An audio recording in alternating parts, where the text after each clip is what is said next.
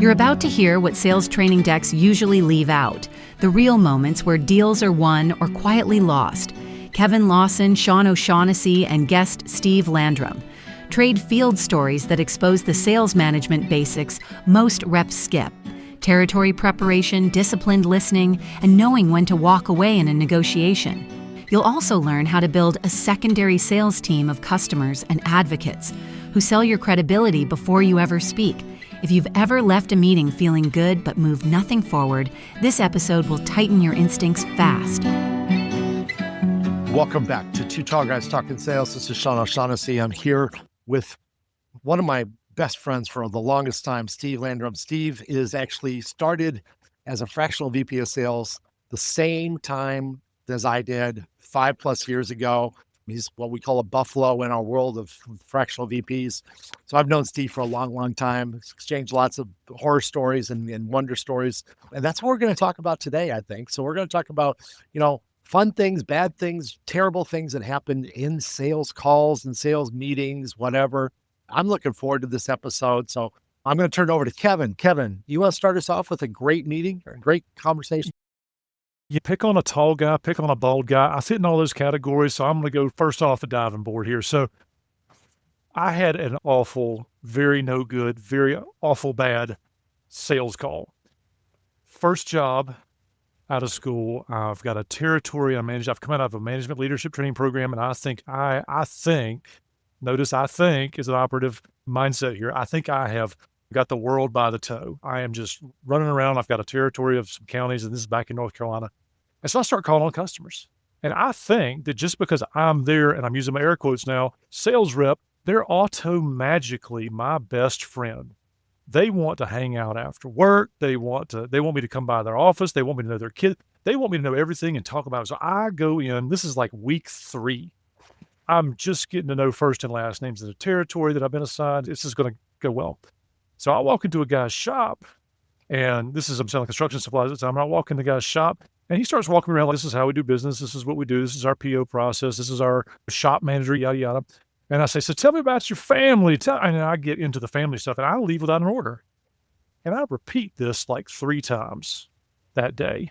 And I get back to the office afternoon with my daily debrief because I've got a manager who's investing in me and leading me. And I say, it's weird. I met all these people and knew all this stuff, and I know more about it, but I didn't come back with anything to ship. I don't have any orders. He was like, tell me exactly what you said. And so I started recounting. He was like, all right, ding dong, listen here. You're building relationships, yes, but you're in sales. You're not in order taking. If I needed order taken, I would send a note, a flyer with check boxes on it and blank lines on it. So please, for anybody out there who's new to sales out there, don't expect to just invent relationships out of thin air, and don't expect just to show up with an order pad and just start writing orders.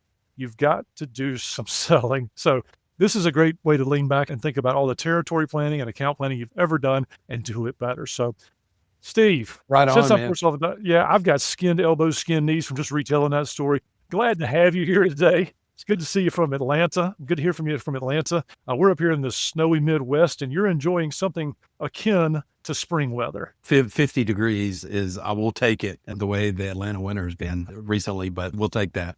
But thank you both for having me on today, and thank you for those warm words, Sean, on the introduction. Yeah, how long we got? We could do this for maybe for about half a day, telling these kind of stories. What's your oyster? I was thinking, you mentioned sales calls, a funny story, lessons learned. This was when I was in sales and I was carrying a bag. And so we all had those weeks where the boss, the owner, is going to travel with you, right? And sometimes you get a little cocky and everything's going to go great. I won't even call this guy. I'll just take my boss there because I've been there many times before. So I did that and get a little route going and where we're going to go for the week. True story. I walked in, I was in the machine tool industry. So we sold big CNC machines. These things are $350,000, $400,000 a pop. So we were going to make a call in Tennessee at a shop that I've been trying to win the business from and didn't give anybody a heads up. It was probably a $20 million business, $25 million business. Obviously a great target for what we did. So I walked in and with my boss, and my boss back in those days, we wore suit and ties. Everywhere we went, that was the rule. Sales guys these days, just be thankful because we're in a suit and tie in the South in the middle of summertime. We went to the dry cleaners a lot. But so we walked in this shop and I'm trying to impress my boss. So we sit in the lobby. And again, this is a pretty large company in our business. And so we sit down and the receptionist looks back in the shop and calls one of the guys in the back of the shop. And he walks up into the lobby. He literally takes his shirt off. He sits in a chair right there in the middle of the lobby. And the receptionist, the office manager, starts cutting his hair flying all over the floor, right in front of my boss. And I'm trying to impress, again, I didn't do my homework. And my boss starts looking at me and I'm looking back at him and I'm wiggling and I'm going, oh God, this is not going well. And the haircut took, goodness, 20 minutes as we're waiting on the owner to walk out.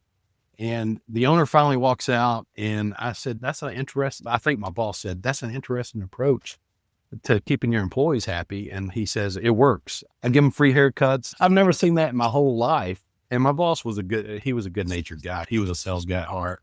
And he ended up laughing it off. But it was a little bit embarrassing because I didn't check out the lay of the land and know how things operated in the lobby of that particular business. So salespeople, know your territory and know where you're going to take the boss before you take the boss somewhere.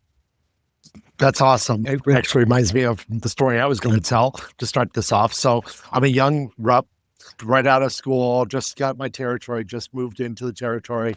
And I've closed a few deals, but nothing really big, nothing earth shattering, nothing to put my name on the board for the most part. But I'm taking my boss to a sales call and it's the largest deal that I've had on my forecast, my pipeline yet. Right. And we're driving out and I'm in Cincinnati and this is about a 2-hour drive into the middle of the state, kind of south of Columbus. And we're in the kind of the middle of nowhere, but it's a big, big plant. And it's the biggest deal I've had going. It's $150,000 and I got a quota of $1 million. So, I mean, this is a big, big haul, right? So he says he's going with me and he's going to negotiate the deal. So we go there, we're sitting down and we present the proposal. It's all typewritten, of course, by the secretaries back then because, we didn't have computers back then. So it wasn't like I could email it in advance, right? So we hand him the document, the guy's looking over it. He pulls out his pen and he writes a number down and he goes, I think this is worth this much money, slides the piece of paper back across the table and says, I'm not paying $1 more than that. And I look at it and it's like half the price of what we were proposing. And I'm like, oh, great. This is bad. But then it gets worse. My boss looks at it and I can see he's kind of flipping through the pages and, he's looking at it again. He stands up, pulls out his wallet, takes out a $20 bill, sticks it on the table in front of the guy across the table and says, I want you to take this $20 because that's as much money as I'm going to lose to you today. We're done. And we walk out. And I need this order. I mean, I absolutely need this order. And he just handed the guy $20 and walked out of the room. I have to, of course, pick up the stuff, walk out, and walk away. And the best part of the story is we are in the parking lot, putting all our stuff back in the car. The buyer walks out the door, front door, yells out to us, hey, Sean, Ken, come back in here. So we walk back up and Ken goes, I'm not going back in your building. And he goes, no, you got to come back in the building. I got the purchase order ready for you.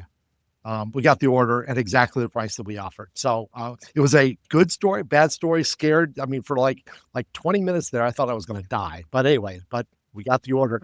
Great negotiation technique of no, we're not doing it at that price. That's hilarious. That's awesome.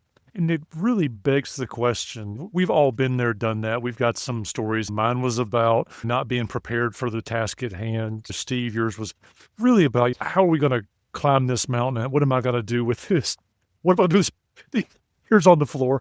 And Sean about the negotiation. But our listening audience has got current sales problems. So we want everyone listening to this to conjugate that into the real world. So Steve, if you had your ability to wave your magic wand over every salesperson and sales leader you're working with, what would you have them do to avoid all these mistakes that we have all made? Oh my goodness. That's such an easy one. And this is so basic and so fundamental, but everybody messes it up. You got 2 ears and 1 mouth. Use it accordingly. Use it to that ratio. I'm telling you, folks, just especially newer salespeople, the best way, this is honestly an old Dale Carnegie principle, and I love that guy. These are timeless principles. But if you get the other person talking about themselves and you shut up and listen and open your ears, that is the first principle of becoming a woo, winning others over, the old woo in StrengthsFinder, right? That's the first principle, is getting the other person talking about themselves. And if you say their name over and over, just fundamental basics. And I say all that because I had great mentors.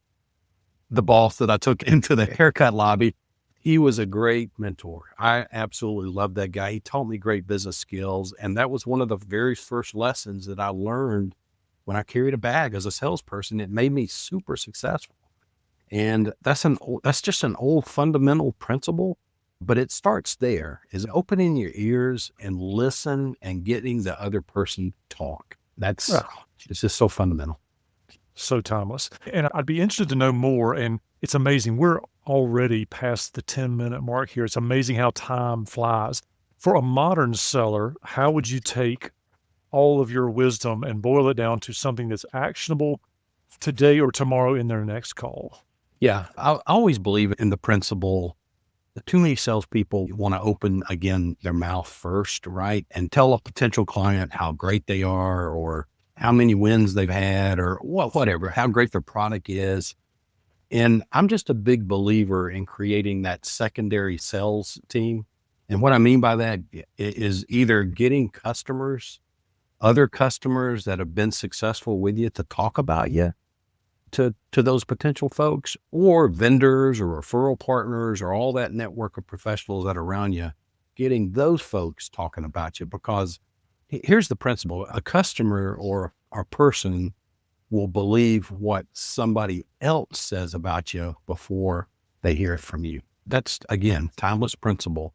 But if you can get that network of folks around you, whatever industry, whatever business, whatever you're selling, talking about you first, that's however you do it, verbally, emails, LinkedIn, social, all of those things. That's the key, because people will believe what others say about you if it's good before you say it yourself. I can't affirm that any more than, actually, you've said it better than I've ever heard that said before. I've heard of the cast of characters. I've heard about the buying team, but you said secondary sales team.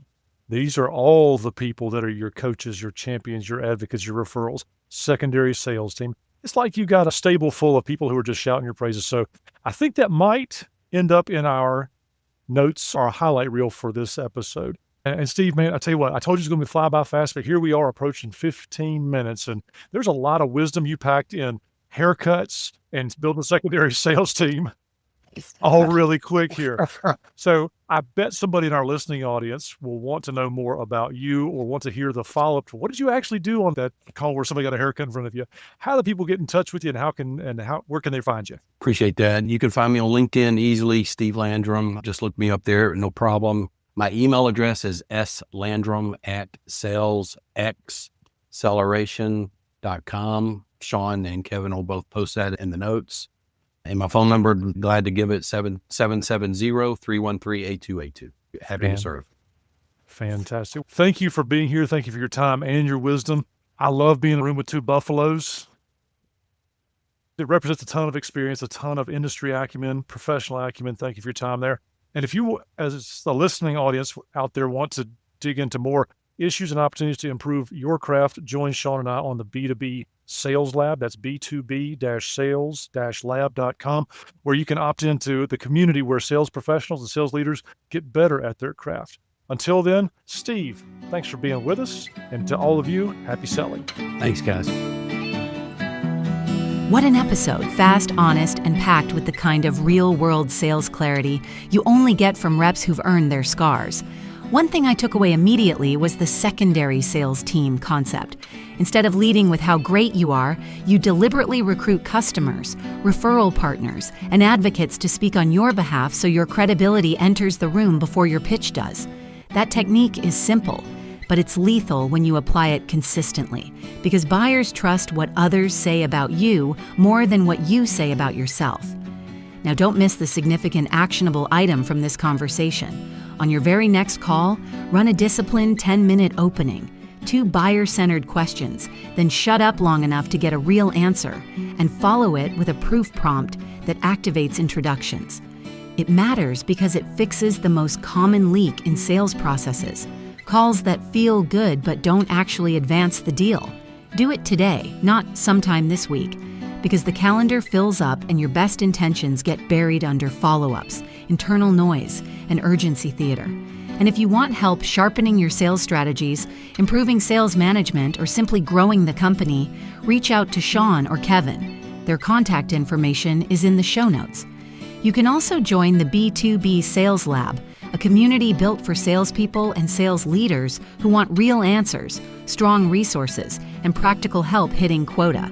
You'll find the B2B Sales Lab URL right there in the show notes as well.